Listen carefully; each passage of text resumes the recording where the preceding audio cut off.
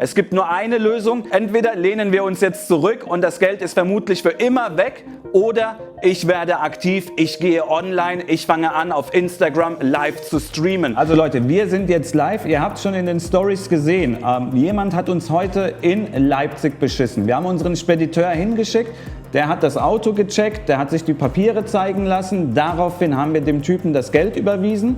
Als er das Geld auf dem Konto hatte, hat er das Auto statt dem Spediteur zu übergeben, ist er abgehauen. Und jetzt ist er seitdem unterwegs. In der Zwischenzeit hatten wir es geschafft. Es war ja unser Fahrzeug rechtmäßig. Wir haben es gekauft und der Typ ist damit abgehauen, obwohl er schon das Geld hatte, uns über die Mercedes Me App auf das Fahrzeug einzuloggen. Das hat etwas gedauert, das ging nicht sofort, aber irgendwann ging's. Schaut mal, also ich nehme euch mal mit.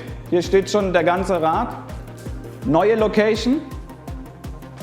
Steht der immer noch dort? Gut, also das Auto steht scheinbar gerade geparkt bei einem Volvo-Händler in Jüterburg.